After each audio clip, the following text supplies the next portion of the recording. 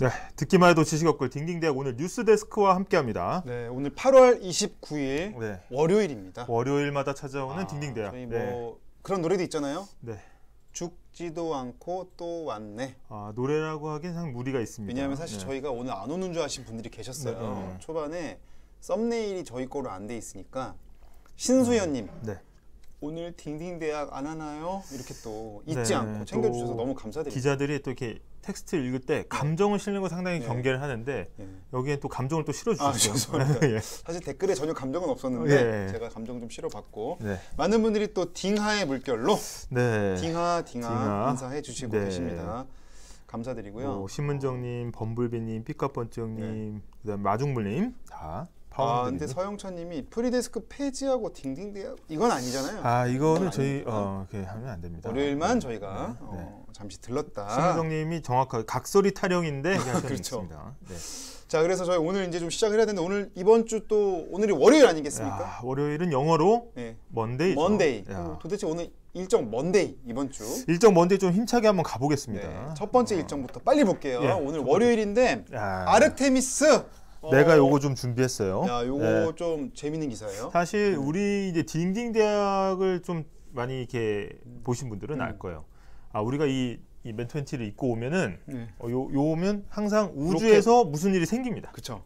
우주 로켓이 오늘 또 발사가 됩니다. 누리호 발사, 다누리호 발사. 근데 아르테미스 이제 발사체가 이제 50년 만에 달 탐사를 시작을 합니다. 그러니까 사실 이게 그 닐 암스트롱 이후 아니겠습니까? 사실 달 탐사에 대한 경쟁이 뜨거웠다가 50년 만에 달에 대해서 다시 한번 소중함과 고마움을 느끼고 달 탐사를 시작하는데 이게 오늘 미국 시간으로는 29일 오전 8시 33분 우리 시간으로는 오후 9시 33분입니다. 이제 한 2시간 반밖에 안 남았습니다. 2시간 반 정도 남았죠. 그래서 사실은 이제 미국 플로리다주의 케이프 커네버럴 그 기지에서 케네디 우주센터에서 발사가 되는데 사실 뭐 이거를 너무 길게 말씀드리면은 발사가 이제 요 내용이 길기 때문에 간단하게만 말씀드리면 사진 좀 보면서 엄청 큽니다.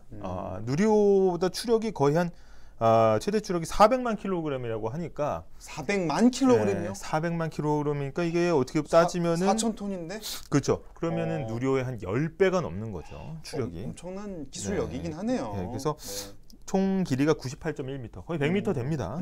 그래서 32층 건물 높이다. 이렇게 했는데 예전에 누리호가 한 15층 뭐 아파트 이런 얘기 하지 않았습니까? 그렇죠. 그래서 굉장히 큰 로켓이고 이게 사실은 2024년에 사람을 달로 보내기 위한 어떻게 보면 이제 사전 정지 작업이다 이렇게 볼 수 있어요. 아니 서영찬님이 뭐라고 하셨냐면 50년 전 사람들보다 못한 현대인인가?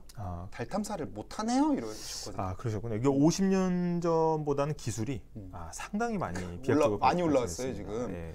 근데 50년 전에는 사실 그때 냉전 시기였잖아요. 그래서 공교롭게도 요새 사실 신냉전 시기라고 하잖아요. 그러면 어떻게 보면은 냉전 시기마다 돌아오는 달 탐사 경쟁. 저는 그런 코드를 읽습니다. 그런 코드를 읽고 우주 개발이 결국은 이제 군사 기술과도 굉장히 밀접한 관련이 있기 때문에. 근데 그때는 사실 이제 체제 경쟁을 통해서 이제 러시아와 이제 구소련이죠. 그렇죠. 소련하고 체제 경쟁했다면 지금은 또 파트너가 좀 바뀌었어요. 지금은 이제 어떻게 보면 공급망 경쟁.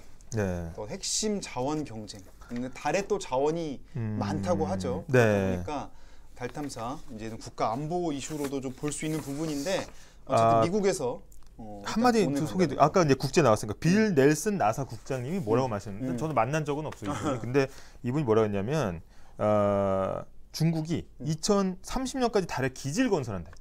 질 수 없잖아. 그러니까 뭐라고 했냐면 중국 입장에서 달은 우리 거야. 건드리지 마라고 말할 것을 걱정해야 된다. 이렇게 얘기를 했어요.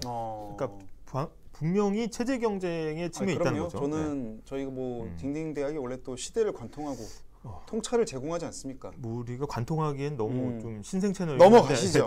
넘어가고. 자, 근데 일단은 그래서 아르테미스 하나만 얘기해도 돼?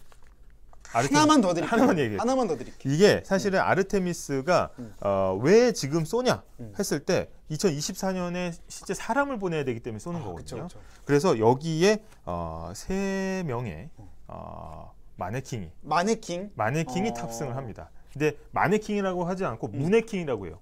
문해킹? 문. 달하고 마네킹의 합성어입니다. 달에 가는 마네킹이 예, 그래서 무네킹인데 이 이름 중에 한 명이 사령관이라는 또 호칭도 불렀어요. 무네킹 캄포스 사령관. 캄포스. 이분이 이제 마네킹인데 사진을 저희 준비했죠. 골키퍼 아니에요? 캄포스가. 그렇죠. 네. 이건가요? 네, 이건데 이 양반이 이분이 이제 이 양반. 예, 이게 무네킹 캄포스가 실제로 이게 거의 사람의 장기와 뼈 조직을 그대로 이렇게 모사해서 만든 어떻게 굉장히 몸값이 비싼 무네킹이다. 그냥 우리 저기 옷가게에 있는 마네킹하고는 완전히 차원이 다른 정교한 그런 모형이겠네요. 그래서 이제 캄포스라는 이분이 이제 그 예전에 아폴로 13호 때 이제 공기 탱크가 터졌는데 그걸 무사히 이렇게 잘 유도해가지고 착륙시킨 그 사람의 캄포스 연구원의 이름을 따서 아폴로 때 영웅의 이름을 딴. 그렇죠. 지금 심은정님이 이 양반 이분 계속 죄송합니다. 연속 이 양반. 네. 예. 좋습니다. 뭐 이렇게 높여 부르는 거. 아니 뭐 빌로바 TV님이 또 한마디로 정리해 주셨네요. 네. 비싼 더미. 그렇죠. 맞아요. 이거 비싼 더미이고.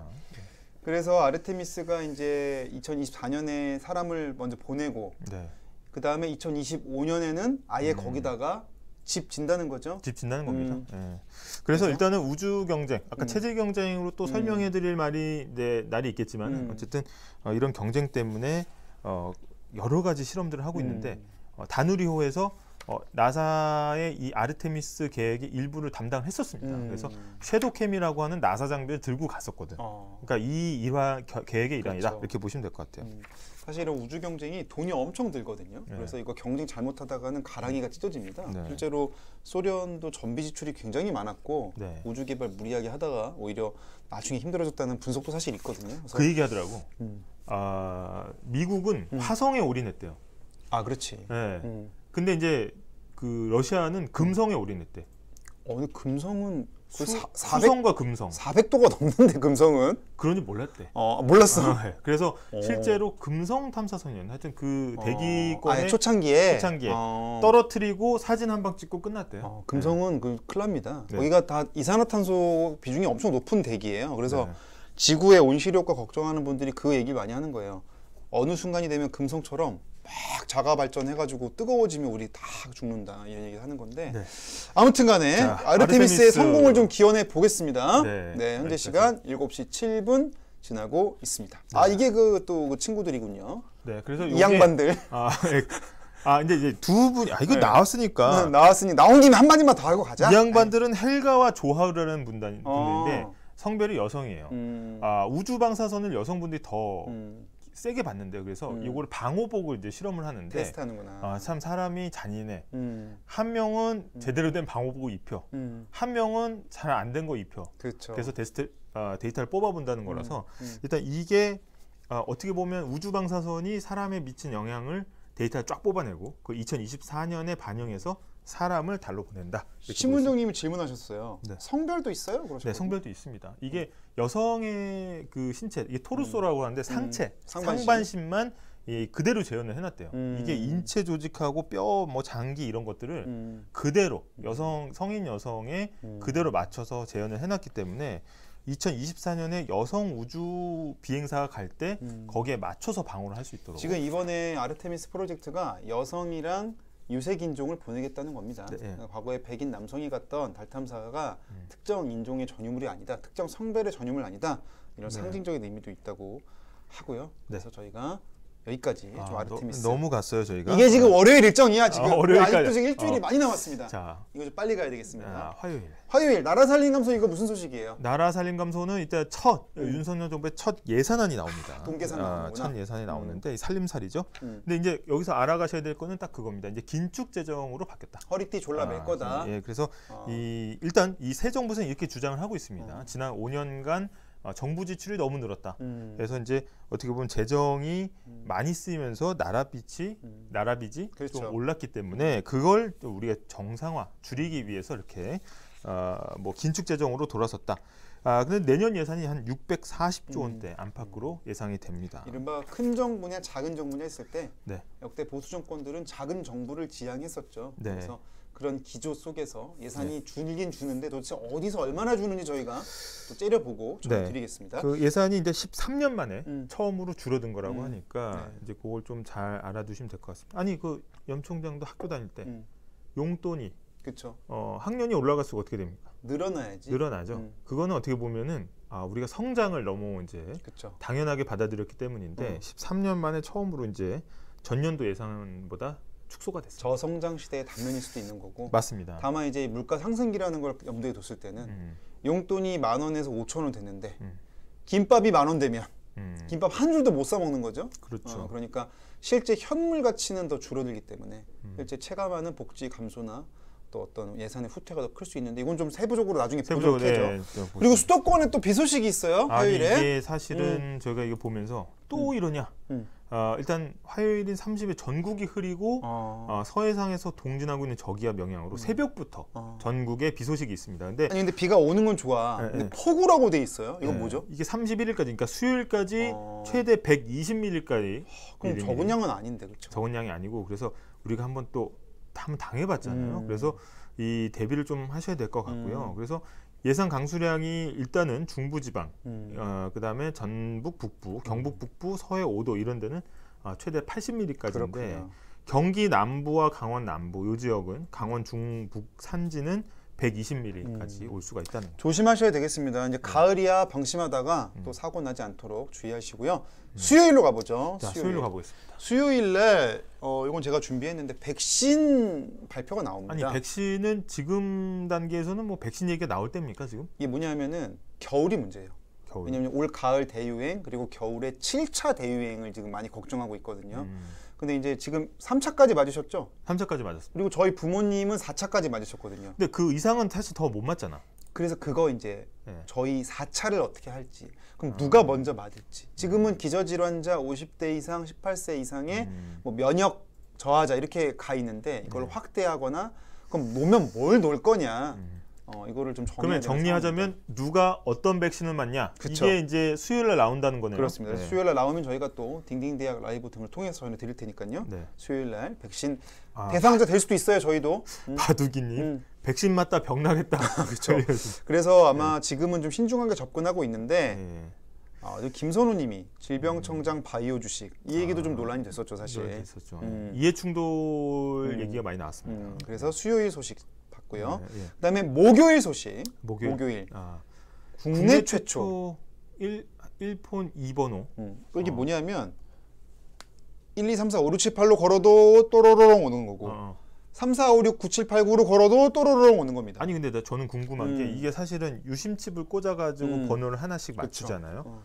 근데 만약에 폰당 번호가 2개 있으면 이게 막 신원 확인도 되고 그런 건데 그렇죠. 문제가 되는 거 아니에요? 그래서 심을 2개를 꽂을 자리는 없잖아요. 그러니까 eSIM이라고 일렉트로닉 그러니까 전자심 eSIM 이 영문 eSIM 익스플로러 할 때 그 심을 넣어서 한마디로 2개의 인적 사항을 담고 다닐 수 있는 폰을 저도 사실은 핸드폰 2개거든요. 아니 근데 그럼 예를 들어서 나 이거 내 개인적인 궁금한 물어봐도 돼? 이게 2개의 번호로 누가 동시에 전화했어 그럼 어떻게? 그거는 0.01초라도 먼저 걸려온 쪽이 되고 한쪽은 통화 중 표시가 돼야 맞지 않을까? 지켜볼 거야 내가. 맞는지. 요거 KT에서 처음으로 듀얼 요금제 한다고 하니까 저희가 어떻게 하는지도 이거 좀 잘 보고 있다가 소식 좀 전해드리겠습니다. 아마 이제 업무용이랑 또 특히 뭐 택배 기사님들이나 이런 분들 폰 번호가 많이 필요하신 분들 이런 분들 입장에서는 상당히 좀 짐을 줄일 수 있는 대안이 아닌가 싶기는 합니다. 그렇군요. 그래서 듀얼 넘버제 9월 1일부터 시작한다. 자 그리고 파운드리님 예리하게 파고 들었는데 안 통했다. 안 통했다. 자 그리고 9월 2일 마지막 금요일입니다. 이번 주. 폭염에 폭우 겹친 8월 물가. 이게 뭐 물가가 요즘 워낙 많이 올라가지고 이 7월달 물가가 이제 소비자 물가 상승률이 6.3%를 넘었거든요. 이게 사상 최대치입니다, 사실. 거의 이제 평시로 보면. 근데 이게 8월달에도 이어지냐 이게 관심사거든요. 그렇죠. 사실 지금 금리를 계속 올리는 게 물가 때문에 계속 금리 올리고 있잖아요. 네, 꾸러기님, 지금도 높은데 또 오르나요? 이렇게 하셨는데 물가 정점을 사실 정점이라면 꼭대기를 말하는 거죠. 이게 이창용 한국은행 총재가 이제 3분기 말에서 4분기 초를 얘기를 했었는데 그런 어떤 기준으로 보자면은 8월까지는 계속해서 물가가 오는 수치로 그렇죠. 나올 수 있다는 거고 더 좀 중요한 거는 물가가 뭐 내려갈 일이 있어야지. 그쵸. 폭우, 그쵸. 폭염 이러면 사실 농사 망치고 맞아요. 그러면은 채소, 야채 이런 거 비싸잖아요. 맞습니다. 그러면 생산자들이 물가가 비싸지기 때문에 오를 일밖에 없어. 사실. 오를 일밖에 없어요. 내릴 사실. 일이 별로 없고 네. 지금 많은 분들이 지금 저희 PPT 오타 있다고. 근데 저희는 또 겸허하잖아요. 네. 바로 고치고 가겠습니다. 이 자리에서 네. 바로 고쳐. 31일로 고쳐. 네. 됐죠? 네, 죄송합니다. 죄송합니다. 딩딩대학 열려 있습니다. 네. 네, 저희 댓글과 소통하는 방송. 그래서 돌아오자면 어쨌든 이날 톨러런스님, 톨러런스 생활 물가는 더 높지 않나요? 맞습니다. 맞아. 이게 소비자 물가 상승률이 사실은 모든 걸 갖다가 어떻게 보면 그 중에 많이 쓰는 걸 뽑아. 그런 다음에 그걸 갖다가 가중치별로 많이 쓰는 가중치별로 곱해가지고 나오는 건데 사실은 집중적으로 많이 사는 게 자기가 많을 경우에 많이 올랐을 경우에는 체감 물가는 더 오를 수가 있습니다. 그래서 8월 물가 금요일 날 좀 봐야 파운드리님 신속한 수리.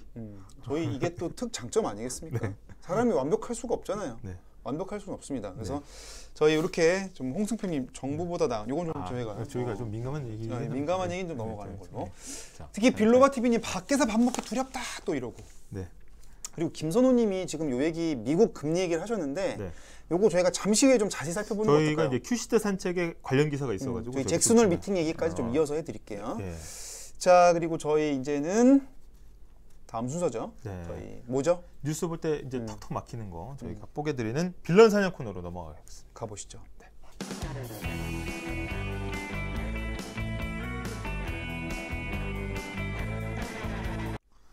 자 빌런 사냥. 자, 오늘은 빌런을 어떤 놈을 좀 잡아야 될까요? 오늘 잡을 빌런 정치 빌런입니다.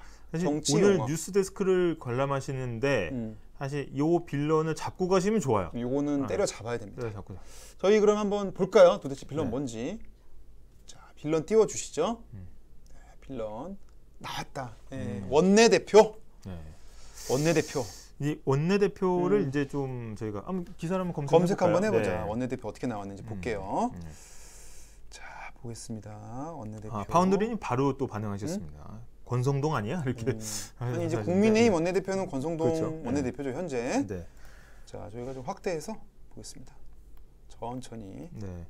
이 원내대표 그 다음에 또 저희가 좀 헷갈리는 게 당 대표는 뭐가 다른가? 당 대표. 네, 그게 또 다르고. 이게 많은 분이 볼 때 너무 쉬울 수 있는데 이게 정치 기사 잘 안 보시던 분들이 볼 때는 아니 뭐 대표가 뭐 하는 대표야 이러실 수는 있거든요. 네. 자 읽어볼까요? 자 안철수 새 비대위 구성 반대. 권성동 원내대표 사퇴해야 이렇게 했죠. 그렇죠. 네. 하나만 더 읽어봅시다.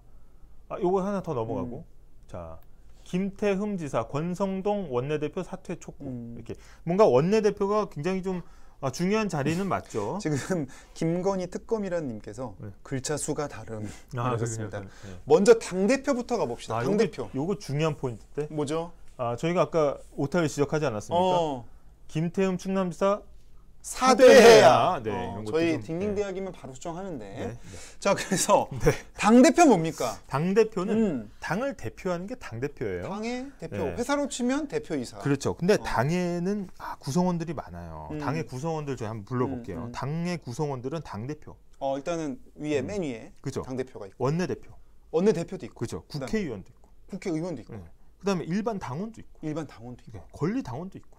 권리 당원도 있고. 사무직도 있고. 맞네. 근데 이 사람들 모든 사람의 대표가 바로 당 대표인 거예요. 당 대표들. 근데 이거 우리 하나 알아야 되는 게 정당에서 의사 결정을 할 때 당연히 민주적으로 하겠죠. 그렇죠. 그래서 의원 총회라는 것도 하지 않습니까? 의원들이 모여가지고 하는 회의. 의원들 이제 다 집합 해가지고. 모여봐. 지금 우리 어떻게 해야 될지. 근데 그런 게 아니라 일상적으로 뭔가 의사 결정하는 리더십 조직을 있죠. 또 그렇죠. 당 대표가 누가 있습니까? 지도부. 당 지도부라고 하는데 리더십이죠. 영어로 치면. 당의 대표랑 최고 의원 중에 좀 최고 의원. 그렇죠. 의원 중에 최고를 뽑는 거죠. 그렇죠. 고위급 중에 최고위급. 그래서 당 대표 기업으로 치면은 대표이사와 임원들인 거죠. 임원회의 같은 거죠. 임원회의, 그러니까 확대 간부 회의쯤 되는 거죠. 그래서 맨날 TV에 뭐 나옵니까? 최고위원회의에서 뭐 양효걸 당대표는 뭐 이런 식으로 막 기사가 나오는 거 아니에요. 그거는 그렇죠. 최고급 회의다 이거죠. 그래서 이제 당대표는 당의 모든 사람들 구성원들의 대표기 때문에 어떻게 보면 전당대회를 연다고 합니다. 이 당의 전체 회의를 여는 거야. 대회를 열어서 그때 뭐 옛날 같으면 풍선도 막 하고 막 전당대회 일단 일어나봐 이거지. 아니 왜? 전당대회 이거야. 이거 우리 이런 얘기 안 했잖아. 전당대회 이거 일단 이런 거 보신 적 있죠? TV에서. 그래서 많이 당황하시는 조율된 거 아니야. 조율된 거 아니야. 조율된 게 아니야. 조율된 거 아니야. 그래서 아무튼 자꾸 일어나래. 어쨌든 어디까지 얘기하는지 지도부. 그래서 전당대회 열어서 이거 하는 거야. 경선을 통해서 선출을 합니다. 당대표가. 그래서 사실은 국민의힘 당대표가 누가 됐습니까? 당원들의 얘기를 모아서 이준석 대표가 전 됐었죠. 대표가 됐었죠. 그래서 이 당대표는 당을 대표하는 건데 그러면은 사실은 당대표를 왜 자꾸 이렇게 하려고 하느냐. 사실 이게 다 당대표 때문에 생긴 거죠. 그렇죠. 당대표가 사실 지금 당대표는 이 2년 뒤에 예정된 맞습니다. 총선, 그러니까 국회의원을 뽑는 선거에 공천권을 주게 됩니다. 어마어마한 거죠. 의원들 입장에서는 생사여탈권, 살생부라는 말도 쓰잖아요. 의원들이. 김보라님, 행동하는 뉴스 아주 좋은데요. 저희는 지적하면 오타 바로 고쳐, 여차하면 그냥 일어나. 저희 이런 식으로 합니다. 이거 지나친 PR은 또 너무 반발을 부르려고 했습니다. 아무튼 그래서 이제 원내대표로 돌아가야 되는데 원내대표는 그럼 대표는 대표야. 대표는 대표인데 당대표는 아니고 당 자리에 뭐가 있어? 내가 인사이드란 뜻이야. 인사이드. 그렇죠. 어디 인사이드? 원내. 원의 인사이드야. 원은 대부분 이제 국회를 얘기합니다. 맞습니다. 국회 안에. 그러니까 국회 안에 들어가 있는 사람들을 뭐라 그래? 국회의원. 그렇죠. 그 원내 중에 원내의 대표다. 당에 보면 국민의힘에 또 의원들이 있지 않습니까? 국민의힘 소속의 의원들. 그 중에 대표라는 얘기죠. 그러니까 당에 있는 당원들, 정치인들이 모두 당선될 수는 없잖아요. 그렇죠. 그러면 일부가 당선돼서 살아남으면 원내로 들어가는 거고 못 들어가면 무슨 인사라고 합니까? 원외 인사라고. 원외 인사야. 근데 이준석 대표는 어디야? 지금은 이제 그 의원직은 없으니까. 한 번도 국회의원 된 적은 없어요. 영선 대표라고 그래서 얘기가 나왔던 거잖아. 그러니까 원외에 있어. 근데 국회에서 뭐가 막 벌어지면은 그 조율을 누가 해야 돼? 원내 대표가 해야 원내에 있는 사람 중에 대표를 뽑는 겁니다. 네. 그래서 원내 대표는 의원들 중에서 대표구나. 그래서 어떻게 보면 이제 이준석 전 대표가 이제 당 대표가 됐을 무렵에 대부분 이제 논평 기사 중에 이제 이 대표의 약점으로 꼽히는 게 이제 원내 경험이 없다, 뭐 이런 얘기가 많았거든요. 그 얘기가 그 얘기예요. 국회의원이 돼본 적이 없다 이런 얘기예요. 그래서 사실은 이 원내 대표는 당 모든 구성원이 뽑는 건 아닙니다. 그렇죠. 왜냐하면 국회의원들의 대표이기 때문에. 이 원내대표는 그 정당에 소속된 국회의원들의 대표이기 때문에 그렇죠. 그 사람들이 뽑는 거예요. 근데 원내대표가 중요한 이유는 뭐냐면 의원 대표만큼 중요한 사람이 있어요, 없어요? 없죠. 네. 그러니까 당연직 최고위원입니다. 원내대표가. 그러니까 우리 전당대회에서 당대표도 뽑고 이렇게 최고위원들 이렇게 만세하고 뽑잖아. 근데 원내에서 뽑은 원내대표는 그냥 당연히 리더십 임원회의 당연히 오는 거야. 네. 그러니까 원내대표 중요한 자리죠. 중요한 자리죠. 그리고 엄청 중요합니다. 초국님이 인싸 대표는 원내, 아싸 대표는 원내 이렇게 말씀하셨는데 커피 한 잔 쏘고 싶네요. 네, 진짜 이 비유가 꼭 사드십시오. 찰진 비유가 들어가고 있어요. 마음만 받으시고 꼭 사드세요. 꾸러기님 오늘도 빌런 뿌셨다 이렇게 말씀하셨는데 인제 원내 대표라는 얘기가 나오면 한번 다시 읽어볼까요? 인제 읽어보자. 자 읽어볼까요? 자 안철수 새 비대위 구성 반대, 권성동 원내대표 사퇴해야. 요거는 좀 스토리 살짝만 추가하면 되잖아요. 그렇죠. 이제 비대위 구성 과정. 그거는 이제 큐시트 산책에서 또 얘기를 드릴 건데 어떻게 보면은 이제 그 국민의힘이 이준석 아까 당 대표라고 말씀드렸잖아요. 그렇죠. 그 당 대표를 이제 윤리위의 징계를 통해서 어떻게 보면 내쫓았단 말이에요. 그러니까 당을 명예를 떨어뜨렸다 이러면서 그렇죠. 이제 6개월 당원 정지시켰어요. 당원권 정지가 되니까 당연히 당원이 아닌데 당원 대표가 되겠어요? 못 되죠. 자연스럽게 당 대표에서 이게 당연히 없어집니다. 그러니까. 이준석 전 대표가 가만히 있지는 않았죠. 법원에 가처분을 냅니다. 이거 말이 안 된다. 이거 좀 막아주쇼. 그래서 이준석 당대표가 나간 뒤에 비대위가 구성이 됐는데 야 이거 무효다. 이걸 좀 억울합니다. 그러니까 비대위가 이제 비상대책위원회인데 그렇죠. 쉽게 말해서 지금 잠깐 휴직한 거야. 휴직하니까 그 사이에 야 우리 회사 지금 비상사태니까 지금 임시 사장을 세워서 가야 돼. 그게 비대위란 말이야. 근데 그렇죠. 이준석 대표 입장에서는 뭐야 나 내쫓으려고 이러는 거 아니야? 아니 멀쩡하게 사장 있는데 그거 징계해가지고 내쫓고 그런 다음에 새 사장 세워? 말이 안 된다.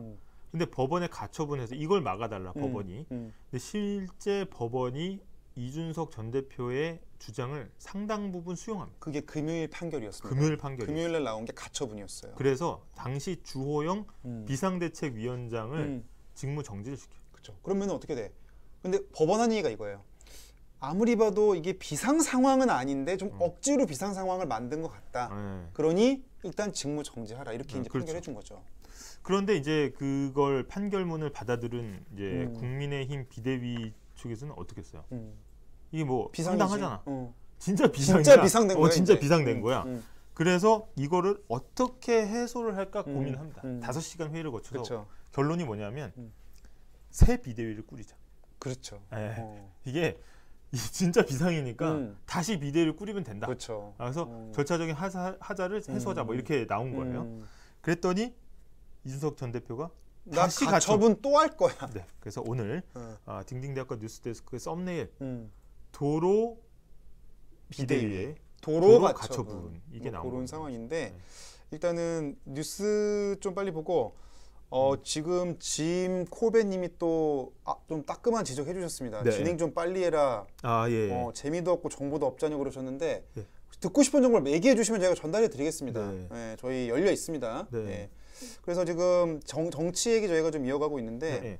권성동 원내대표는 뭡니까? 마지막으로 그 얘기만 하면 이제 좀 얘기가 끝날 것 같은데. 권성동 원내대표. 그러니까 다시 도로 원내대표 돌아온다는 거예요, 지금? 그렇죠. 이제 어떻게 보면은 새 비대위가 꾸려질 때 자기가 스스로 거취를 결정하겠다 이렇게 발표를 했는데 어떻게 보면은 법원의 판결의 뜻을 그대로 받아들인다고 하면 지금의 비대위가 무효이기 때문에 어떻게 보면은 이준석 전 대표 입장에서는 말이 안 되는 거죠. 그렇죠. 그래서 지금 아까 제가 읽은 기사들도 이런 상황에서 거취를 빨리 결정해라. 그러니까 원내대표에서 사퇴를 해야 된다라고 계속해서 주장을 하고 있는 그런 상황입니다.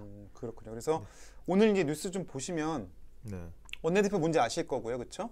그리고 지금 원내대표거든요. 왜냐하면 지금 당 대표가 없으면 최고위원들이 승계를 하잖아요. 그렇죠. 근데 최고위원들이 지금 다 사퇴하지 않았습니까? 예, 최고위원들이 이제 그 당시 처음에 비대위가 꾸려질 때 이제 사퇴를 했었죠. 그 전에. 그래서 어찌 보면 여러 가지 또 절차적인 하자를 주장하고 있습니다. 이준석 전 대표는 아니 비대위원이 그 최고위원들이 다 사퇴를 한다고 얘기를 해놓고서 그렇죠. 비대위를 만드는 의사결정은 또 도로 와가지고 이렇게 참여하면 어떡하냐 뭐 이런 것들이 쟁점이 됐었습니다. 그렇습니다. 네. 그래서 오늘 좀 이 원내대표 이제 뜻 아셨으니까 뉴스 들으실 때 좀 이해가 되실 겁니다. 자, 그러면 이렇게 좀 정리를 하고 이제 오늘 또 뉴스데스크 짐 콜베님 비난 댓글도 읽어준 앵크 하셨는데 저희 이렇습니다. 딩딩댕. 저는 비난 댓글이라고 생각하지 비난이라고 생각하지 않아요. 재미없으면 얘기해야지. 근데 뭐가 재미없는지를 좀 말해주시면 저희가 더 나은 모습으로 계속 전해드릴게요. 자, 그럼 이제 오늘 뉴스데스크 이제 미리 좀 엿보는 순서 가져야 되겠죠? 이 코너 굉장히 중요합니다. 저희가 영화 볼 때도 항상 예고편 보지 않습니까? 그래서 오늘의 어떤 뉴스를 재미있게 볼 수 있는 큐시트 산책으로 한번 넘어가 보겠습니다. 가보시죠. 네.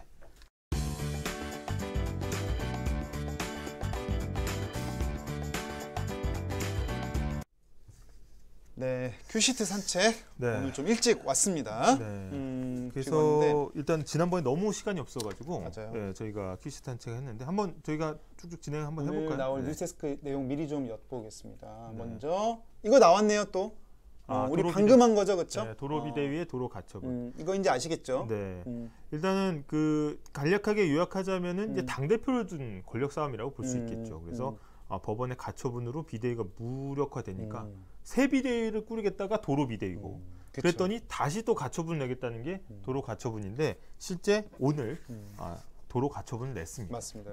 지금 선거가 없다 보니까 지금 민주당도 사실은 이제 어제 당대표 선출이 됐지만 당내 좀 개파 갈등 수습 이런 과제는 남아 있거든요. 역시. 그래서 지금 여야가 공이 지금 아까 이제 공천 얘기도 했지만 이 당권 경쟁 좀 많이 좀 골몰하는 모습 좀 보여주고 있어요. 오늘 랩시트를 면했네요. 이렇게 하셨는데 저희가 사실 한 8분 정도로 좀 저희가 확보했습니다. 왜냐하면 경제 소식 같은 건 좀 배경을 설명해 드릴 게 많아서 저희가 좀 길게 하려 했고요. 네. 두 번째 뉴스 예고 좀 볼까요? 네. 대통령실 인적 쇄신으로 대응 그랬는데 네.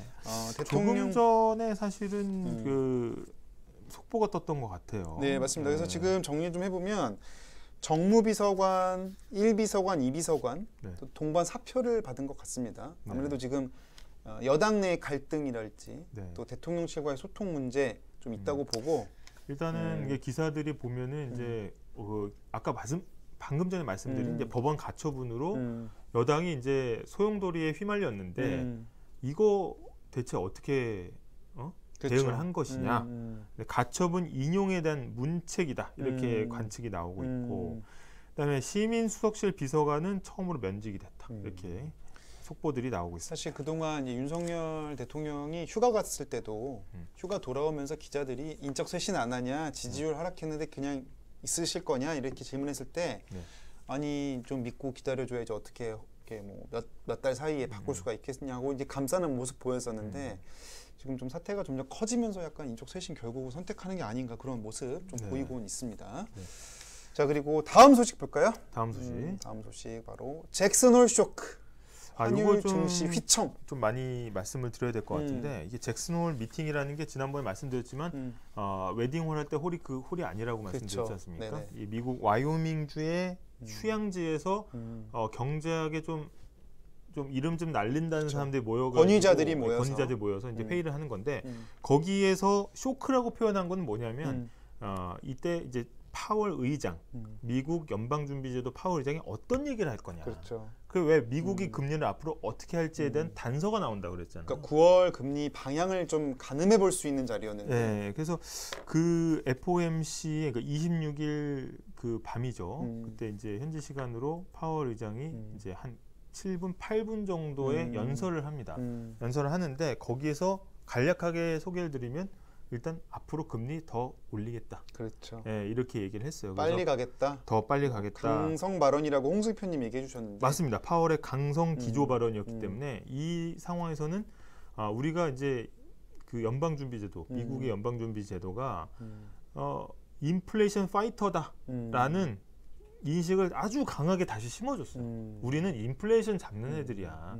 니네 그 착각하지 마. 이렇게 간 거죠. 사실은 잭슨홀 미팅이 딱 1년 전만 해도 이런 기조가 아니었잖아요. 그렇죠. 1년 사이에 그냥 분위기가 확 바뀌었습니다. 근데 처음에 이제 원문을 이제 잘 보면은 앞에 이제 처음에 파월 의장이 나와가지고 뭐라고 얘기냐면 내가 작년에 왔을 때 이렇게 얘기해요. 작년에 왔을 때 뭐 거시적인 얘기하고 좀 장기적인 얘기했는데 야, 오늘은 좀 내가 가까이 좀 보고 명확하게 좀 얘기할게. 이렇게 뜬구름 잡는 얘기 할 시간이 없다. 지금 시간이 없어. 여유가 없어. 네, 그렇게 얘기를 하고 시작을 합니다. 그래서 어떻게 보면은 연준의 본연의 임무는 인플레이션 잡는 거고 인플레이션 못 잡으면 고통이 훨씬 점점 커진다.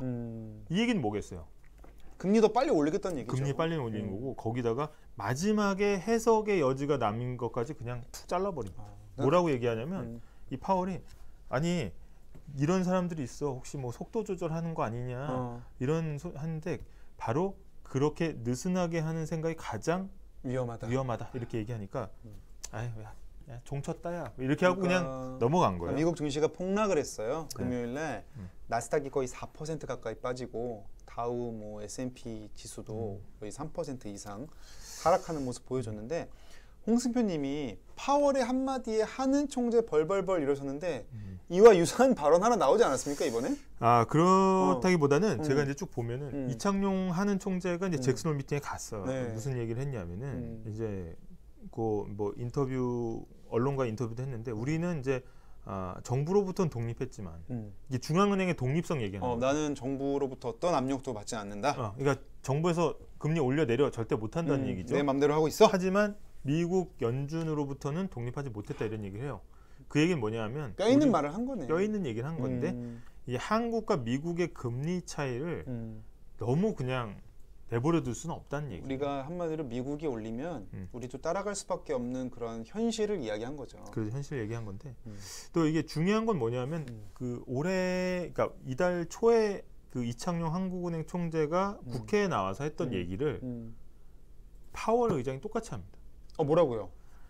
그 물가가 2~3%일 때는 사람들이 잘 모르고 지나친다는 거예요. 별로 크게 신경 쓰지 않는다. 그래 뭐 100원, 200원 오른 거야 뭐. 그래 뭐 먹자 2% 뭐. 2% 올리는데 뭐 이렇게 하다가 4에서 5% 넘어가고 이 자릿수가 바뀌거든. 6%가 넘어가면 사람들의 인플레이션 기대, 앞으로 더 오르겠는데 그쵸. 기대 자체를 바꾼다는. 아니 저도 사실 아메리카노 5,000원 넘은 건 조금 타격이 오더라고요. 그죠. 이 4,900원까지 그냥 아무 생각 없이 먹었던 것 같은데 5,000원 넘으니까 야 이거 진짜 좀 나 커피 줄여야 되나 이런 생각이 들더라고요. 초국님 마이크 잭슨 홀?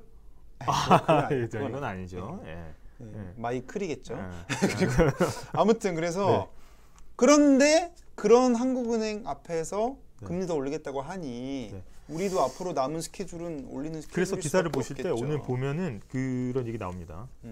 지금 4차례 연속 한국은행이 금리를 올렸거든요. 그러면 앞으로 미국의 기조를 따라간다고 하면 연말까지 2번 남았어요. 그렇죠. 그러면 6차례 올릴 것이다 라는 예상들이 스트레이트로 나옵니다. 6번 올릴 수 있고 연말 3% 시나리오가 정말 이루어질 수도 있겠다. 그래서 금리가 이렇게 오른 시기에 어떻게 보면 자산을 지키고 재테크를 하는 기본적인 원칙에 대해서는 저희가 딩딩대학 채널을 통해서 컨텐츠를 올려놓긴 했습니다. 네, 쭉 보시면은 저희가 좀 도움 드릴 수 있을 것 같고요. 다음 넘어가 볼까요? 자, 그리고 오늘 MBC 단독 기사 이거.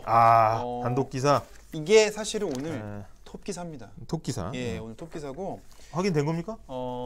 근데 뭐 편성 환경에 따라 바뀔 수는 있어요. 네, 그렇죠. 하지만 톱 기사다. 그래서 30명의 1만채 이거 뭐죠 이거? 30명 1만채 이게 MBC가 어떻게 보면은 이제 악성 다주택자 명단을 비밀리에 입수합니다. 명단 입수했습니다. 네. 그래서 이 사람들이 어떤 일들을 했는지에 대해서 저희 오늘 뉴스에서 얘기하는데 지금 우리도 사실 딩딩대에서 경고했지만 저희도 전세 사기 아이템 계속 하고 있어요. 네. 매매가가 하락하는 이 시점에서 가장 주의해야 되는 것이 바로 전세, 깡통 전세나 전세 사기인데 그걸 이게 어쩔 수 없이 되는 게 아니고 악성 다주택자들이 조장을 하는 범죄 의도를 가진 전세 사기 조직으로 추정되는 그런 단서를 저희가 잡아서 오늘 단독 보도하니까 이거는 꼭 눈여겨 봐주시면 좋을 것 같고요. 보시면 이 사람들의 수법까지도 저희가 잘 알 수 있습니다. 그리고 저희 오늘 또 집중 아이템 있습니다. 집중앱 이거 요새 기후 위기잖아요. 기후 위기고 한쪽은 가뭄인데 한쪽은 또 홍수 난다.